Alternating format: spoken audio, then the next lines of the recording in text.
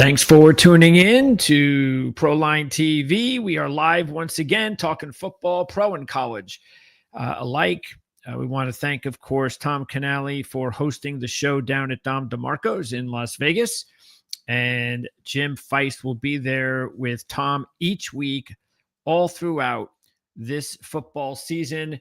And they will have special guests, including the like you saw today, Chip and Scott were there as official sports handicapping guests. These are the best in the business, and I hope you enjoyed it. Okay, so now let's get to me.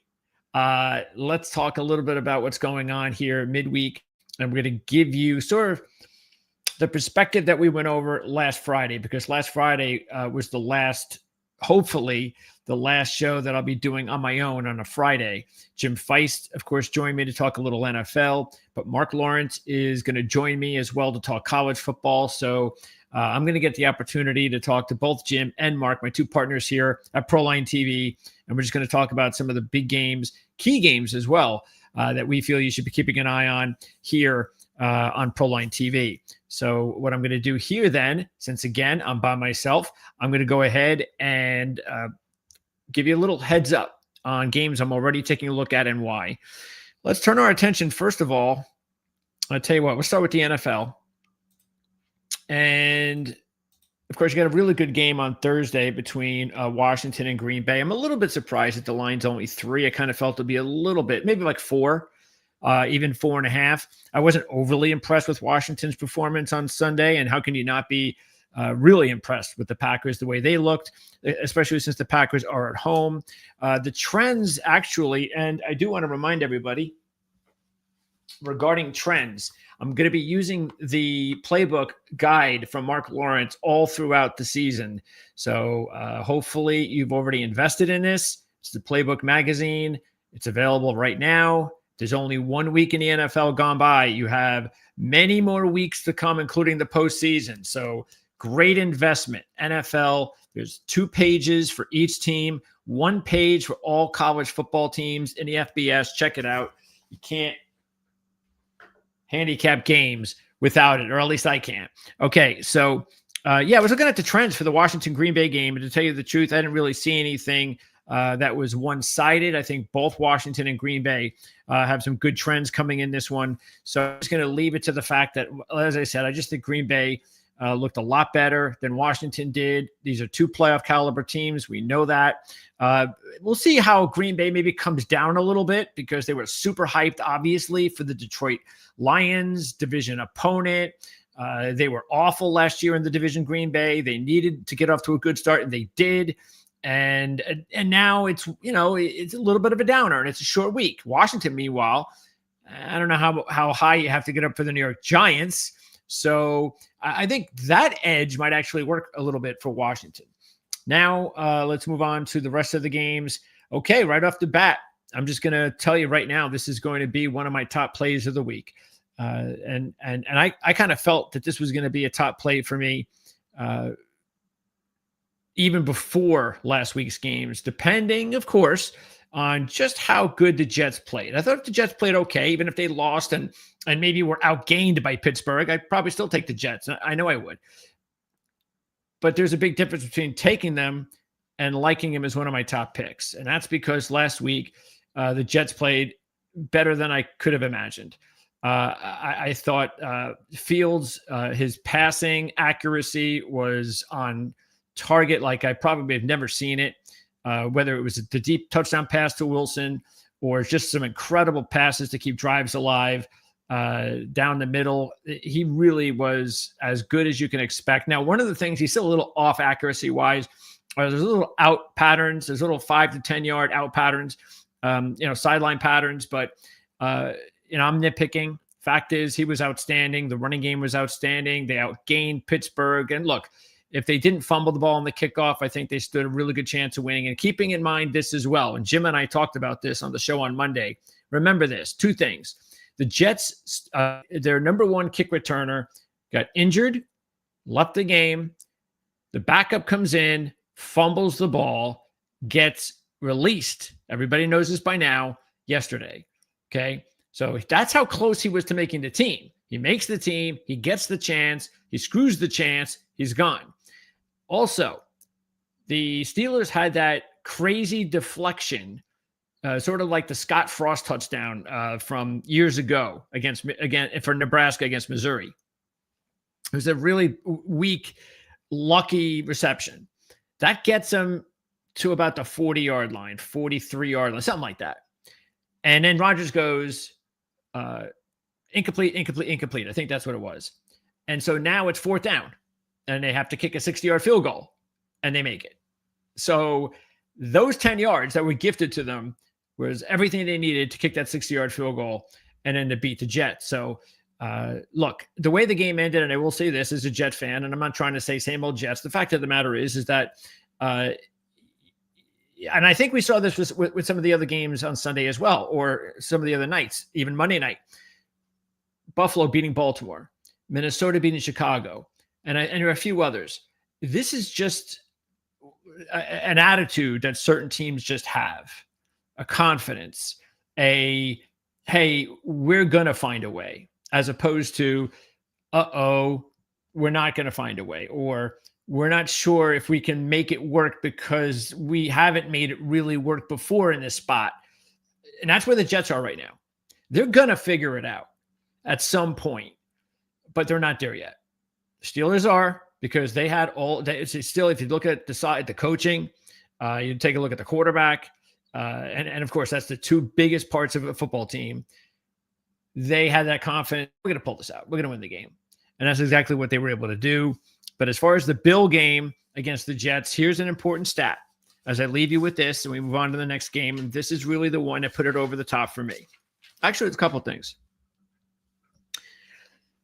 The Jets are 2-1 straight up, 2-1 straight up and 3-0. Actually, is it 3-0 against the spread? I believe it is. The last three that they played the Bills. Yes, 2-1 straight up. And let me just double check that. I want to be precise. I always do. I usually put it in here in my notes, but I failed to do that. Just want to double check. They beat the Bills, by the way, actually in the last 3 years at home. Okay, this is just Jets-Bills home. 2022, Jets win by 3 as a 10-point dog. 2023 at home, Jets win by 6 as a 2-point dog. Last year at home, Jets lose by 3 as a 1-point favorite. Believe it or not, that was still the time of the season where the Las Vegas numbers were absolutely ridiculous with the New York Jets. And I laughed about it all last year, about how to take advantage and bet against the Jets last year. But the point is that, yes, they did not cover that spread, but they were the favorite in the game. Probably should have been a 3-point dog. But anyway, the point is that when the Jets are at home against the Bills, Josh Allen has not had his best games. The Jets have been able to play him tight. They've been able to win the games recently. And I think that's going to matter this week. And another reason why I think it's going to matter is because the Bills are going to be coming off an incredible one for the ages Sunday night win against Baltimore. And this is a game that we're all revved up for however long that they've been revved up for it, because it's been a while. They know it's on the schedule. It's their first game. And even though they beat them already, it's still, you know what you're going to come up against. They were the dog in the game, which I still think was disrespectful. And they go ahead and win the game in miraculous fashion. There is no way that the Buffalo Bills are going to be able to match anything close to that intensity that they had on Sunday night. The Jets, meanwhile, 0-1, already kind of back against the wall, don't want to start 0-2, which is not a death knell anymore in the NFL with the extra game especially, but still, knowing that they've had the Bills number the last 3 years in this spot, I think it's a perfect situation for the Jets to take advantage of that. And also, remember, the Bills gave up, a huge number on the ground overall. Where's my numbers here? They gave up 238 rushing yards to the Ravens. And the Jets, of course, had a big day, 182 yards rushing. So I think that those stats right there tell you that the Bills have a lot of work to do with their run defense. They also have injuries in the secondary. Maybe they were trying to compensate, for the passing game, let up a little bit on the running game. Keep this in mind too. Aaron Glenn, when he was a defensive coordinator with Detroit the last 4 years, the Lions, or his record as a coach, 10-3 against the spread in the first 3 games of the season. And the reason I bring that up, first 3 games, and that includes the cover on Sunday, first 3 games, because of the fact that Aaron Glenn, he gets his guys physically ready to play sooner than any other team in the NFL. They are hitting early in training camp. They get at it early, and that's why they are ready to go when the season begins. And I think that does them justice. So I feel pretty good for the Jets to cover the game. I think they have a pretty good chance also of maybe surprising the Bills and pulling off the upset, even though the Bills have won 3 straight against the Jets overall, straight up and against the spread. And get this, this is the Bills' only road game until October 13th when they go and face Atlanta. Next week, short week, Miami, Thursday night. So this is also kind of a little sandwich situation. Emotional game with the Ravens. You're playing the Jets. It's just the Jets. And then we got a Thursday night game on national TV coming up. Short week. I think it's a kind of sandwich that works in the Jets' favor. Let's move on. Here's another game I like a lot. It's the Cowboys as a 5.5-point favorite in this one. And if you look at it, the Cowboys just own the Giants and really own the trends here big time. The Giants are only 5-12 against the spread as a road dog in the last 17. Dallas, meanwhile, 12-6 against the spread. Their last 18 as a home favorite. Also, more importantly, the Cowboys are 26-4 against the spread in their last 30 games when they were a division favorite of more than 2. 26-4. Also, the Cowboys, get this, have covered 14 straight as a favorite of 2 or more when they come off a division game and they take on a losing team. So, you want another one? The Cowboys have beat the Giants 8 straight, 6-1-1 spread record in those 8. The line is dropped actually from 6 to 5.5. And you want to know really what you need, the final, I think, note that you need to pay attention to is, will Andrew Thomas play for the Giants? Because I'm never betting the Giants again if Andrew Thomas isn't playing. I mean, I feel like an idiot for taking the Giants last week without him. The Giants, if you take a look at their overall mark with Andrew Thomas, they have a winning percentage of 385, which is not great. That's 23-37. Without Andrew Thomas, they are 5-18. That is a 217 winning percentage. So, yeah, keep an eye on Andrew Thomas if he plays or not. If he doesn't, man, I'm really pushing those chips in. Okay.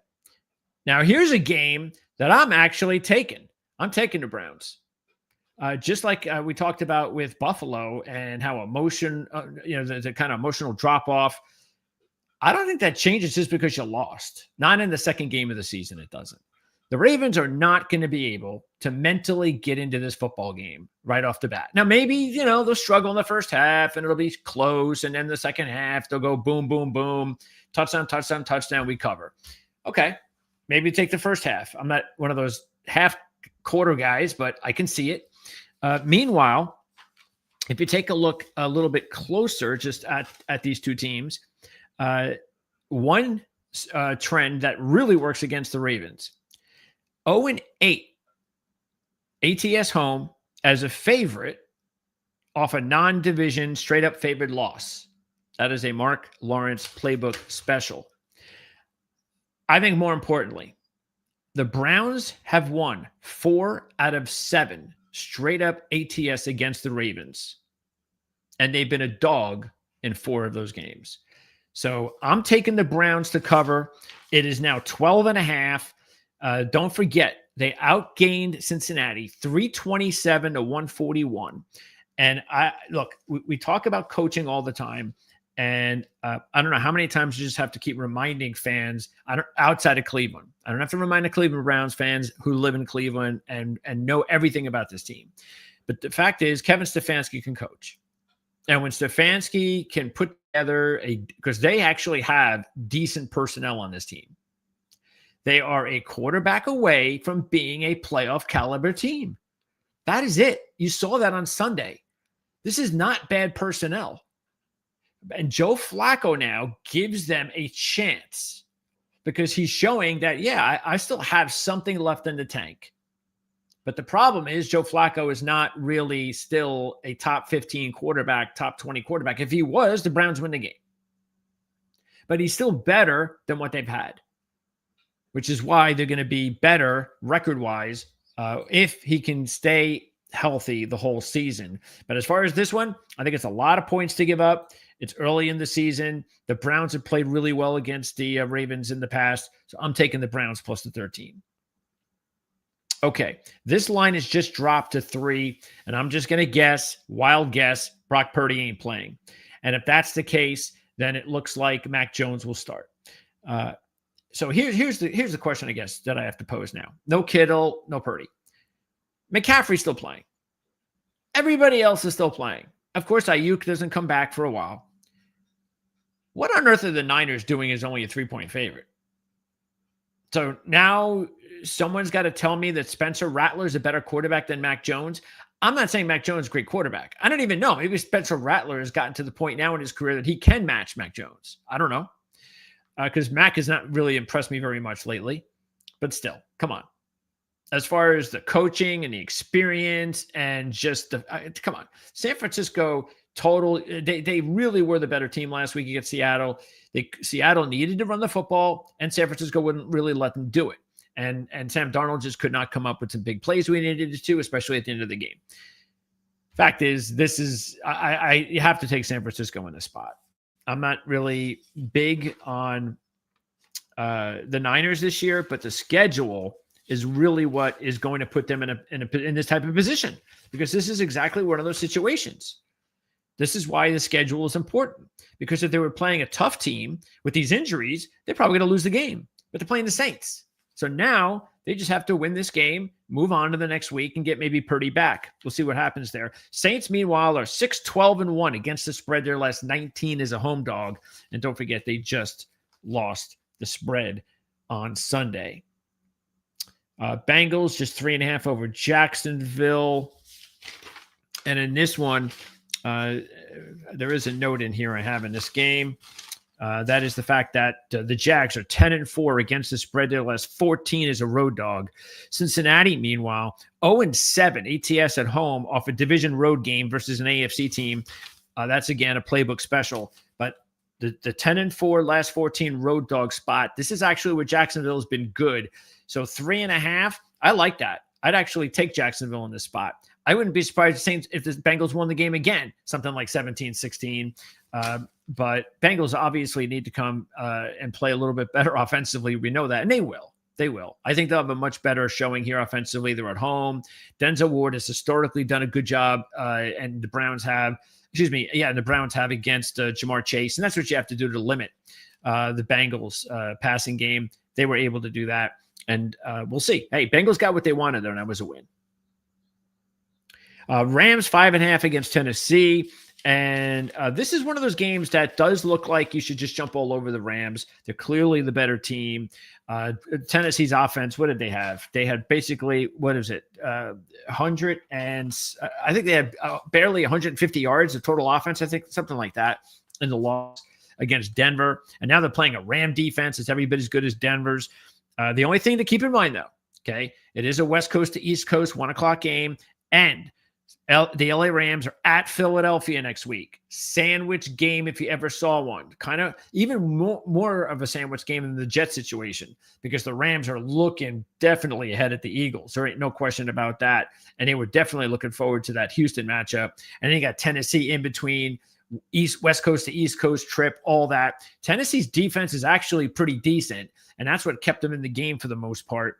But they've lost 7 straight games, and at least they covered. And that's important because they were a terrible cover team last year. So, and they deserved it, because even though they got out yardage by a mile, the fact is that game, really the defense kept them in it, and they were able to hold on. The Rams, though, were 7-1 against the spread. Their last 8 as a road favorite.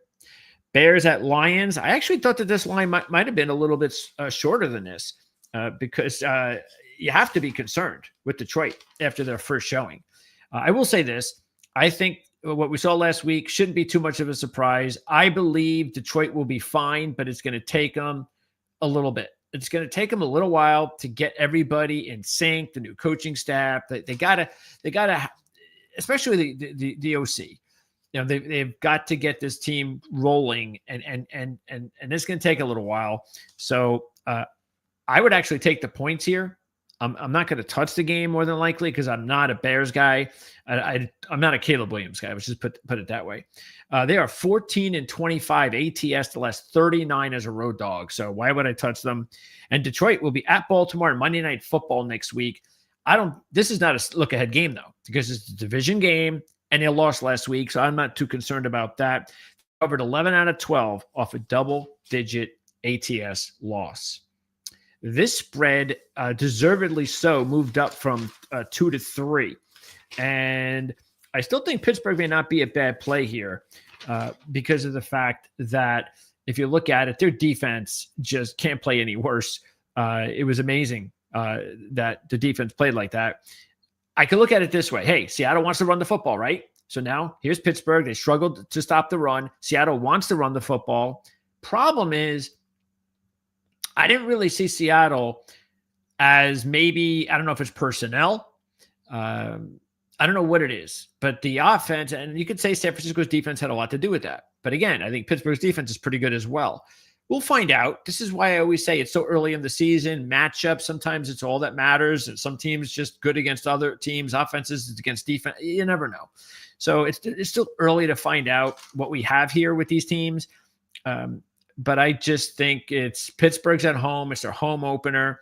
Seattle, West Coast to East Coast. I know they're desperate for the win, but they have got to look a lot better. They must run the football.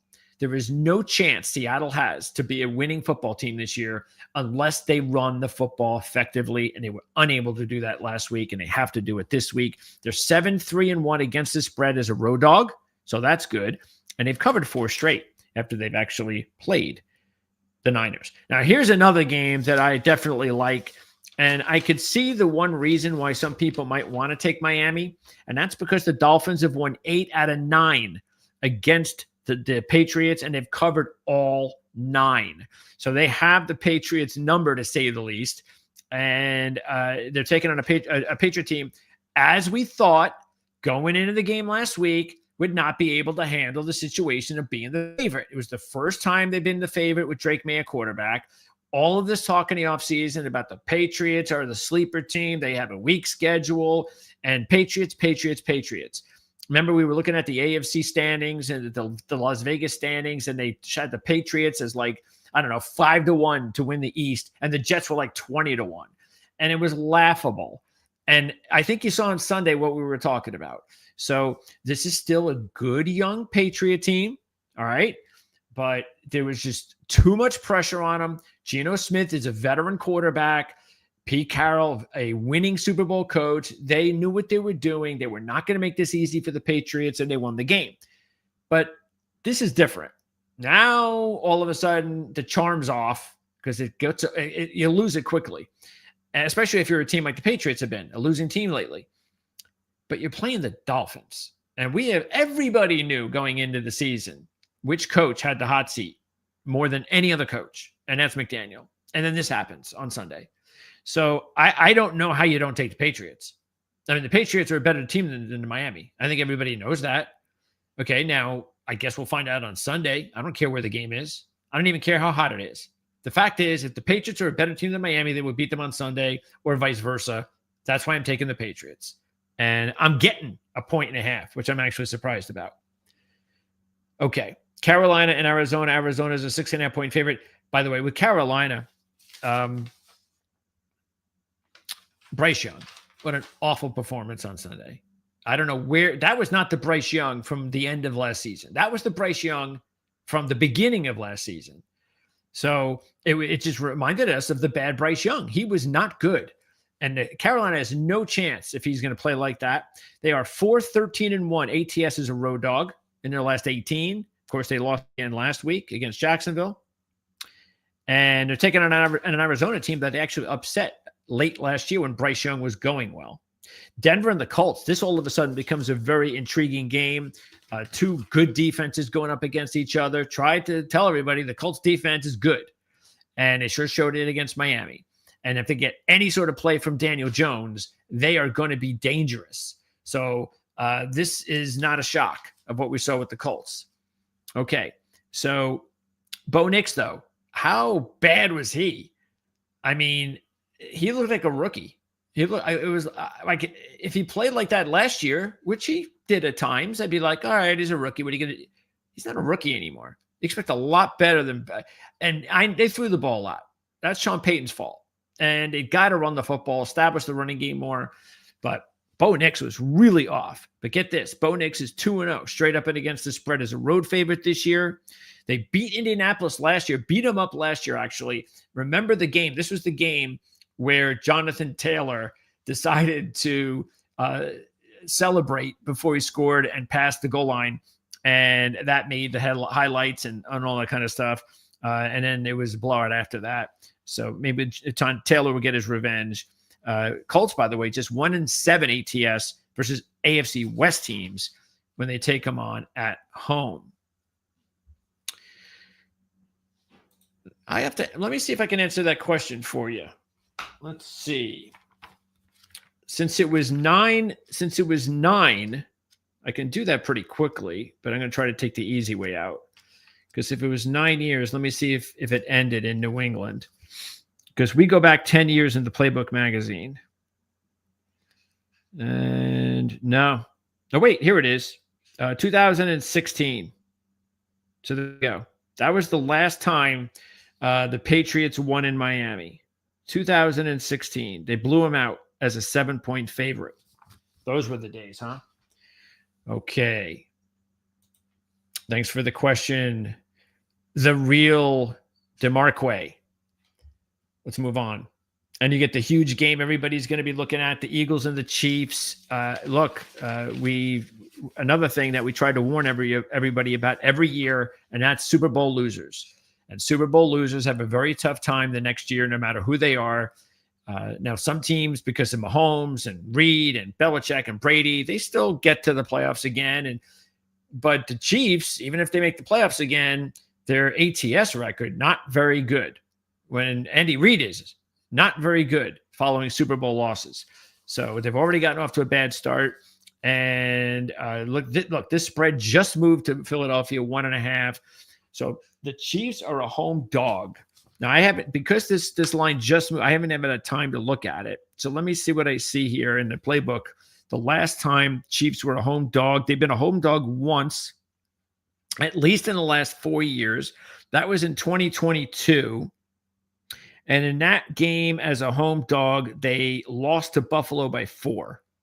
So that's the last time they've been a home dog in the last 4 years. I have to go back to 2020 to try and look for more home dog situations.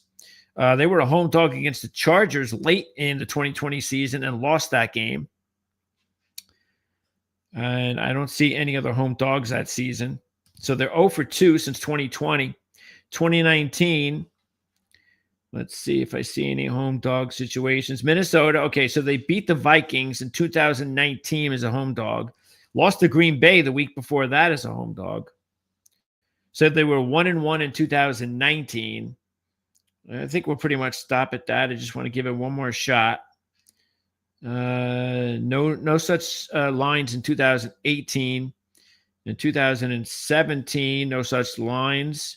2016, looks like, again, no such lines. And the last one is 2015. We go back 10 years. And no such line. So in the last 10 years, they have been a home dog. And I might have missed one, but they've been a home dog 3 times. And I think I said 3 times, and they lost 2 of them. Is that what I said? Anyway, the fact is they have been a home dog the last 2 times in the last 5 or 6 years, and they've lost both games. Okay. You would think that'd be the other way around. I think it's the other way around, if I'm not mistaken. I think as a road dog, I think they're really good. I remember that from last year. Let me see. Their road dogs are really good stat. Yes. Last year, though, they started off good as a road dog. Which game were they the road dog? The Niners. Okay. So we talked about that. They were 7-0 as a road dog. ATS. I don't know how many of those games they won. And then they started off with the road dog win at San Francisco. So they went 8-0 as a road dog. Now, I don't know. Maybe in 2020, here I go again, taking a look at the numbers to see how far back you got to go. And I'm not going to do like I did there. Oh, Baltimore, they won as well in 2020. So they were on a major roll as a road dog. But then all of a sudden, the last 2 games last year, like a lot of the other games, because they were a bad spread team, they did not cover. So they are now, but that's road. This is home. And again, so don't look at it. Oh my God, the Chiefs are a home dog. You got to take the Chiefs. No, they've lost those last 2 spots. So I don't think that's the deal. And look, I wasn't overly impressed with the Eagles either. And yeah, okay, they lost their top defensive tackle. I get it, but that doesn't excuse everything. So I think the Eagles still have to go out there and prove themselves once again, like every other team in the NFL. And the Chiefs are in a situation where you don't want to go 0-2. But again, even if the Chiefs go 0-2, it doesn't mean they're not going to make the postseason. So anyway, we'll see about that. I'm sure it's a game we'll probably talk about later on the network. Atlanta at Minnesota. The Vikings are now down to a 3.5-point favorite, as probably well they should be. I thought that line was a little high, but the Falcons are only 2-8 against the spread. Their last 10 as a road dog, and they are a bad spread team. And this is just sort of like Chicago. I'm not taking these teams. Atlanta 27-41-1 in the last 69 games against the spread. 0-1 this year. Vikings have beaten the Falcons the last 2 years straight up and against the spread. So they're going to look to make it 3 straight. And the Bucks and the Texans, 2 division champs from last year. Houston is the team that obviously needs this one. After dropping their game to the Rams, they are 4-9 against the spread in their last 13 as a home favorite.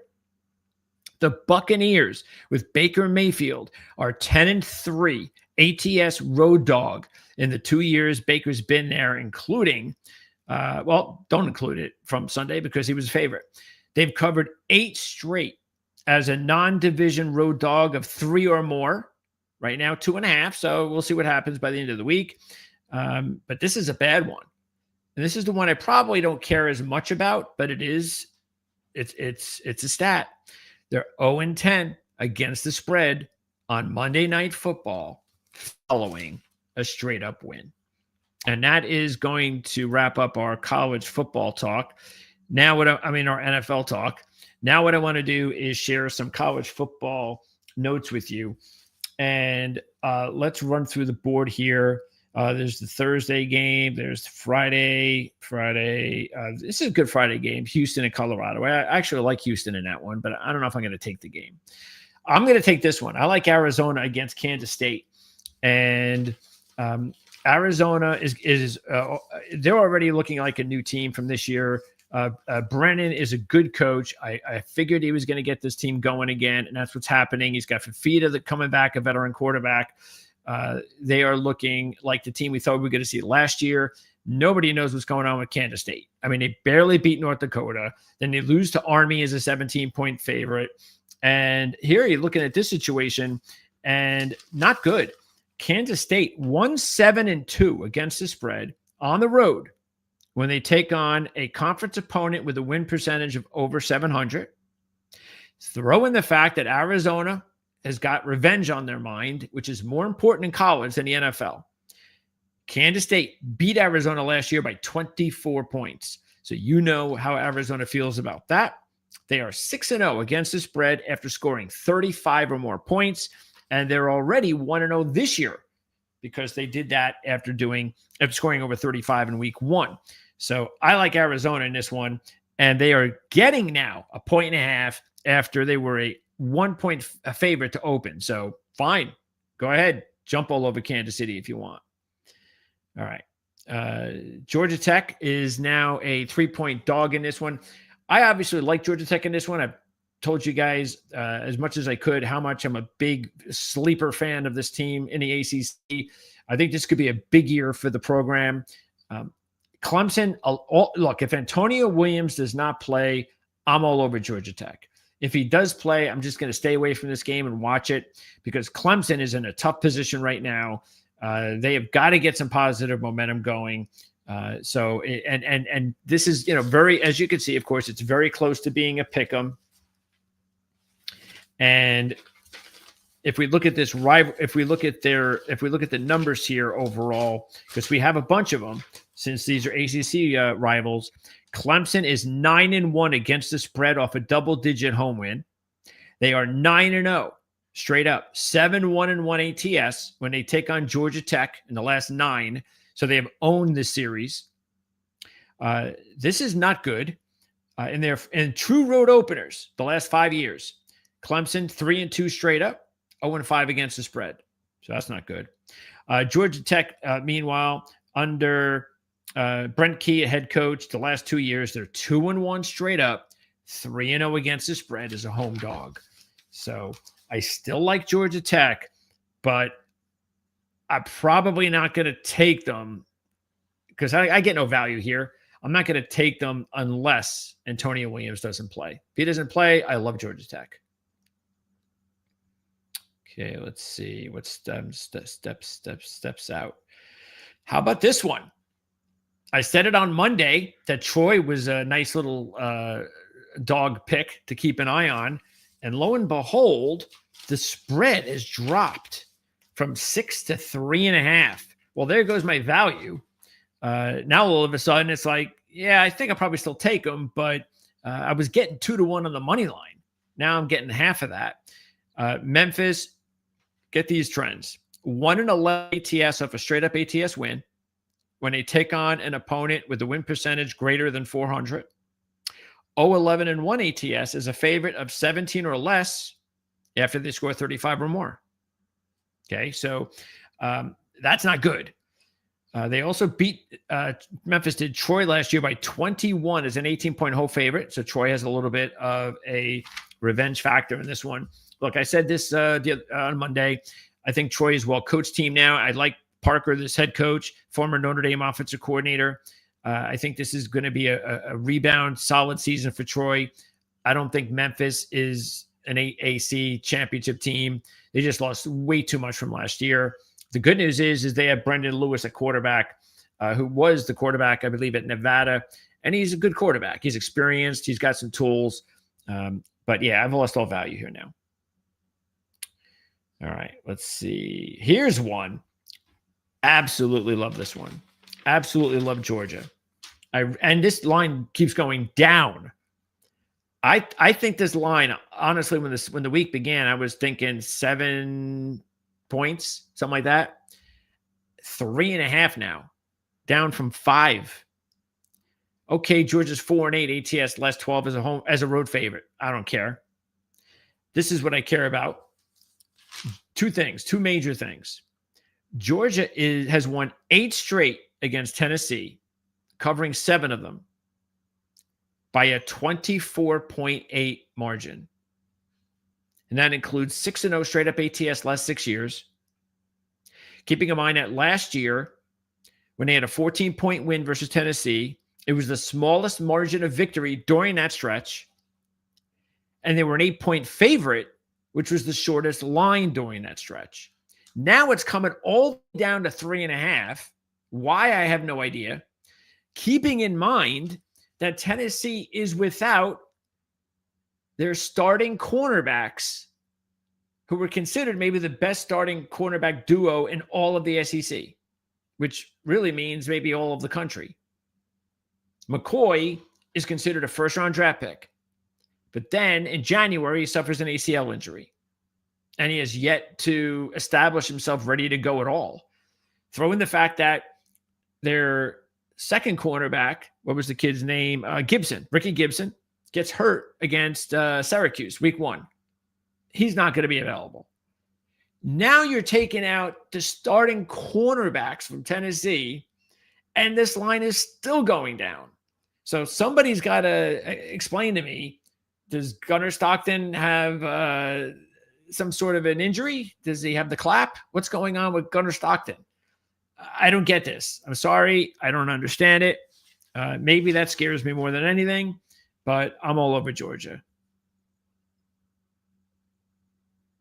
I like Pittsburgh in this one. They're just more talented than West Virginia. It's not even close. All right, what else do we have here? Let's see if we get another good one. There's some more good ones coming. My South Florida Bulls. Yes, my little group of 5 team. South Florida making me look like a genius with their win over Boise and then actually beating Florida. It was just so satisfying to see that. But now, it can't keep going like this. Not when you're playing in Miami now. So the question is, will they cover? And I see no reason to believe that they won't be able to do that. I don't see any reason to think that they're just going to fall down and we went as far as we could, and this is it, and we're done. No, I think they'll still fight hard. I still think they'll hang in there. And the point spread is so big that even if they give up like a late score in the fourth quarter, I think that'll be enough to cover. They have covered 12 of 16 on the road. Okay. They also will take on a Miami team that has beaten them 4 straight up and against the spread the last 4 meetings, including 50-15 last year. So you're going to tell me that just because South Florida won their first 2 games against really good teams as dogs, and now it's like, well, we didn't have to win this game. We could still, win the AAC and we'll get to the playoffs, that kind of deal. And you think that that's how they're going to treat this game? You think that they don't remember that last year? Come on. No way. Miami, meanwhile, does not leave the state of Florida until October 17th. That is really beneficial. What's the money line in this one? 525. Okay. What else do we got here? I think Bowling Green is actually a good upset play here. They're getting 2-1 against Liberty. All right. Here's one. Speaking of I don't understand, how about this one? Where is it? I don't live in South Florida anymore, but I remember living there, and this was a nice little rivalry. Okay. Check this out. FAU. 7-0, straight up and against the spread, the last 7 versus FIU by a 30-point margin. And they've been favored in 6 of the 7. Now they're getting 2.5.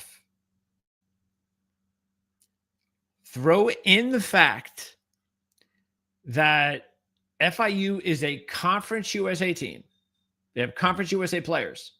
Conference USA is weak. It's the weakest conference in college football, meaning FIU is considered a bottom half of the Conference USA team, meaning this is as bad as it gets in the FBS. Now, I don't think they're anywhere near the worst team in the FBS. There are a lot of other bad teams. I'm not saying that.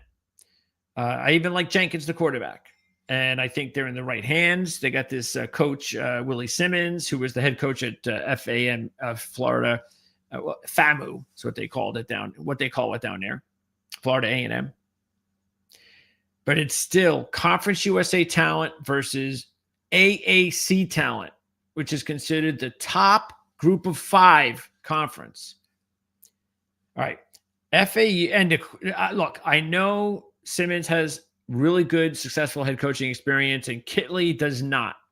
But Kitley is bringing his high IQ offense to Florida Atlantic with better talent there than what they have at FIU. And they had a monster season, the Red Raiders did last year when he was the OC, and now he's with FAU. And here's the thing that I think people might be looking at was last week was FIU only losing to Penn State 34-0. And I think they didn't get blown out. Like it wasn't like 600 yards to 100. And I think that is not how you should be looking at games. I'm sorry. Do you honestly believe that even when Penn State had their starters out, that they cared at all about showing up against FIU? Come on. So Now, again, maybe FIU is going to be a good team, and they're going to win on Saturday against FAU, and they're going to show everybody that, hey, we competed against Penn State. We finally got off the schneid against FAU, our rival, and this is going to be a really good year. We got a really good coach, and watch out for us. Okay, fine. That could definitely happen. But how do you not take FAU under these circumstances? I'm sorry. I have to take it. It's one of those things that I'm not going to put a bushel of money on it, obviously, because we're still talking about FAU. But everything there, and look, FAU, their quarterback, even though I think Jenkins is a fine young quarterback, Veltecamp, the quarterback for FAU, came from Western Kentucky, Conference USA, but he threw for over 3,000 yards there as the quarterback of the team that lost in the conference championship game. Okay, so they got that quarterback. So quarterback-wise, they're still, if you want to say on par, I still think their quarterback situation is a little bit better than FIU's. And again, I think overall, FAU has more talent. We'll see whether or not FIU can finally upset. Not even an upset. That's the thing. This is another thing that I talk about every year in college football, especially whenever I see a team that when one team has a dominant a trend line over another, historical streak line, and they just keep beating them, and then all of a sudden in 1 year, the team that gets beat all those years becomes the favorite of the game. I always take the dog, the team that has that record of beating the other team, because unless something is just so dramatic, within the situation. But this is one of those points right here. And I'm telling you right now, based on that line of thinking on my behalf, I hit these like 90% of the time. I'm not going to hit them all the time, but I hit them 90% of the time, because there is no there's no reason for this, because you're telling still a number of players that were a part of FAU. Everybody didn't leave FAU. There's still half of those players there. There's still the communities are still so close together. Everybody knows what's going on there. Everybody knows within those communities who's been the big boss there for the past 7 years. Everyone knows it. And then you're going to favor them over us after what we've done to them? We haven't just beat them the last 7 years. We beat them by 30 points a game. And they're the favorites this week? Okay. So under that situation, that's why most of the time the dog winds up coming through. Oh, speaking of dogs, I love Arkansas. Absolutely love Arkansas this week. This is an upset play. Taylor Green is off to a tremendous start for Arkansas. They also added a running back from New Mexico State, Mike Washington, and he's a nice little tough running back. Not even little. He's a nice, tough running back. I don't know why I said little. Probably because I was thinking, Mike Washington, the Colts running back. I don't know how he got in my head. That was a long time ago. Anyway, good wide receivers, strong offensive line. This is a powerful Arkansas offense. And Ole Miss has a quarterback, Austin Simmons, a young sophomore quarterback. Get this. He's got a 3 touchdown to 4 interception ratio after his first 2 games. He's only completing 60% of his passes, and had 2 interceptions versus Georgia State and Kentucky, because that's where the 4 interceptions coming from. So it was Georgia State too. It wasn't like they played 2 SEC teams to start the season. Ole Miss is 5-11-1. ATS is a home favorite the last 17. Arkansas, meanwhile, has won 6 of the last 12 against Ole Miss, and they've covered 10 of those 12. 6 of those are upsets. And you want to, here's our third revenge situation that we're throwing in a little bit of a sprinkle on top. Ole Miss beat Arkansas last year 63-31. Sam Pittman, head coach of Arkansas, in his 5 years at Arkansas, 16-6 as a road dog. I'm all over Arkansas here, and I'm going to take the money line, which is 225 as well. Here's another upset play, Old Dominion and Virginia Tech. And I said it last week when I went with Vandy as my top play, one of my top 2 plays, that I think Virginia Tech is going to be moving on from their head coach, It's just there's no talent there anymore. This isn't the same program, and I mean, it is so tough to play at Blacksburg at night. And you saw it last week, and they had a really good first half against Vandy, and then the talent just overcame Virginia Tech. And Vanderbilt just way more talented. Believe it or not, they are. They're Virginia Tech. How about this? The Hokies 0-7 ATS versus non-conference teams off of a win, and they're 0-1 in that spot this year. 0-6 against the spread at home versus an opponent off a double-digit straight-up win. 0-1 in that spot this year. Old Dominion ended last year losing 6 by 8 or less. Upset 2 teams as 10-point dogs. 12-5 ATS, last 17 as road dogs. 1-0 in that spot this year when they covered at Indiana. And they played Virginia Tech 5 times, the last 5 times, winning 2 of them, covering 3. So, and watch out for this running back, Jaquan Jones. A JUCO kid, didn't play the first week.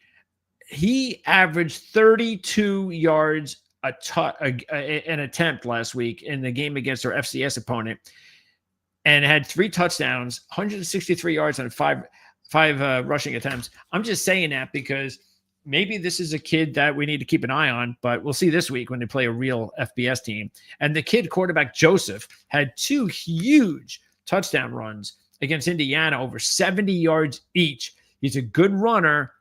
The passing still has a work in progress. I think this is a game that if Old Dominion just doesn't give the game away with turnovers, things like that, I think this is a full quarter game. And I think Virginia Tech could be a lot of trouble here. Okay, let's move on. We still have a few games that stick out. 7.5 there. Really good game here. Notre Dame, Texas A&M. By the way, do we have anything on this game? Let's see. Texas A&M 1-7-1 against the spread. Their last 9 as a road dog. Now, if you want a good playbook special, how about this? Texas A&M has won 11 straight in the 3rd game of the year, whatever that means. 2 of those have been dog wins. Notre Dame, meanwhile, 9-3 ATS, their last 12 as a home favorite. We like East Carolina in this one. We've said it before. Coastal Carolina, they're going to be looking for a new coach next year. The talent has just gone way down. This does not resemble anything like the Coastal Carolina team we saw a few years ago. All right, let's see. There's still a couple of games, I think. Our Commodores. Now, the only thing I'm a little bit concerned with here is there are a couple of teams that I don't know if Vandy, every team has a nemesis team that just has their number. There are 2 teams I'm going to be a little bit unsure about. And that is, and you said it exactly where I was going to go with this. And that is the fact that this is a team that just has Vanderbilt's number. They've beaten them 16 straight times, 9-1 against the spread in those last 10. And that definitely concerns me. So does Tennessee. So South Carolina, Tennessee, those are the 2 that I'm a little bit concerned with. But I'm still going all in on Vanderbilt here because I said it before, and I said it last week. They're going to be a dog a lot this year. And until they prove me wrong, I'm just going to keep taking the money line every week. Because as long as I do that and I keep getting the benefit there and I keep winning, then even if I lose, I'm still way ahead. And I'm doing that again this week. Even at plus 160, I might just take the 4.5 though. But this is the reason I really like this game. In my opinion, the only reason that they lose this game is because they got their number. That's it. South Carolina is not the team that we thought they could be. And I think we've seen that the first 2 games of the season. They have been outgained by both Virginia Tech, and we just talked about Virginia Tech and their problems. They were outgained in that win against Virginia Tech, and they were outgained against South Carolina State last week. They got a kid who's a defensive back who has basically bailed them out of both games with 3 punt return touchdowns. Can you believe that? 2 weeks into the season, and we got a kid that has already returned 3 punts for touchdowns. So this is still 4.5. This has I mean, is Vegas are they taking into account? I guess that's the only thing I can think of is they must be taking into account this big streak that South Carolina has over Vanderbilt. Other than that, if there's no streak, I mean, that's the only thing that is making me think twice. That is it. Other than that, it's all Vanderbilt. They're a better team than South Carolina. And how about this? We said it last week, and it's going to another win. Pavia 13-2 against the spread as a road dog in his last 15. 13-2. So, yes, we're a little bit concerned, but it's another night game, by the way. But we still love Vanderbilt. Duke, man, they got to come back from that whipping last week. That's for sure. Mensa returns to Tulane. That's a nice little story. Wyoming, my little sleeper team from the Mountain West. They might be able to cover this game. I'm going to take them to cover this game. And I think they might, I shouldn't say, I mean, I was making it sound like, it's a big deal to cover 24, but I actually think they could make this a game. I think they could make this a second half game.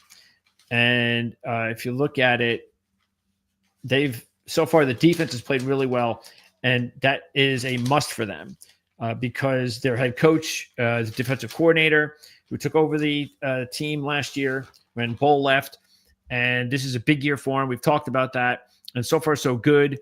Also, how about this? Wyoming 6-1, straight up 5-1 and 1 ATS at home versus non-conference opponents the last 6 years. The only problem with that is they lost last year to BYU in this spot. And again, this was the new coach. So I'm not really looking too much into that. I still think it's important, though, to keep in mind, this is a fan base. This is a program that has been anytime you get that feel in an environment for a fan base of, hey, we can win this. We know this. We've seen them upset Texas Tech at home. We've seen them upset Missouri at home. We can do this. That helps. That sort of confidence. Don't think the players, even this year's team, they don't understand that. So they do. There's a legacy there about it. And this is a big one too. They're 17-1 against the spread as dogs at 8 or more if they're coming into a game after back-to-back wins. I've told you before how much I like Caden Anderson. I think and again, this is talking about Wyoming. If you've seen how Wyoming quarterbacks have looked since Josh Allen's left, it hasn't been pretty. But Caden Anderson is the best quarterback they've had. And I think that's important because they can play good defense. It's tough to play at Wyoming, especially when it starts getting cold there. And having a quarterback that can be good, solid, is something that is a big bonus for them.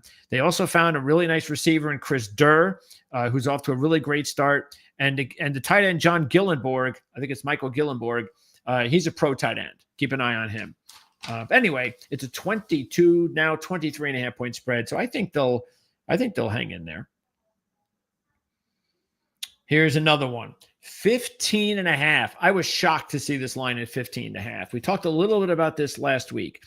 And we were talking about it because remember, Mark Lawrence took Texas State to upset UTSA. It was about a 4-point spread. Here it's 15.5. And look, if you've been watching me, I'm all in on Arizona State. It's my pick to win the Big 12 this year. But as I said last week, they didn't exactly have a great start to the season. And then after being down 17 points in the game last week, it was really looking bad. But then what happened? They storm back and they take a 20-17 lead with, I think, a $1.50 left on a field goal. I think it was a field goal. Might have been a touchdown.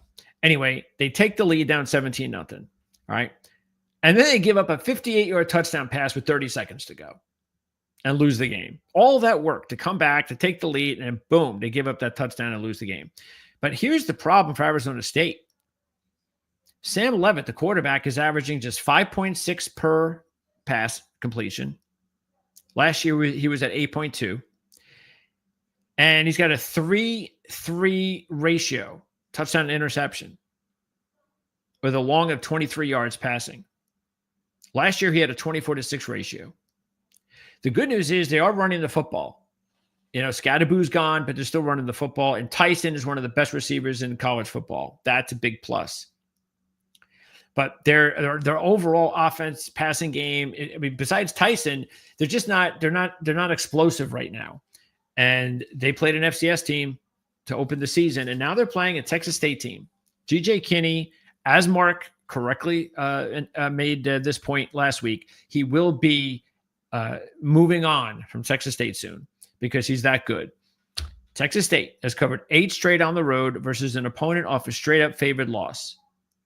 They're also 9-2 against the spread after they allow 35 or more. They've got a redshirt freshman quarterback by the name of Brad Jackson, who's doing a good job taking over for McLeod, I think it was. Running back is good. New running back is good. And Bo Sparks has really come out firing. The receiver, young receiver, 4 touchdowns in their week 1 win, and then a game-winning 68-yard touchdown against UTSA last week in the fourth quarter. So, remember last year, this was a 2-point favorite line for Texas State. And that game, they were leading by 10 points early, Texas State. And Arizona State won a close game. Now, just because Arizona State's at home, it's 15.5.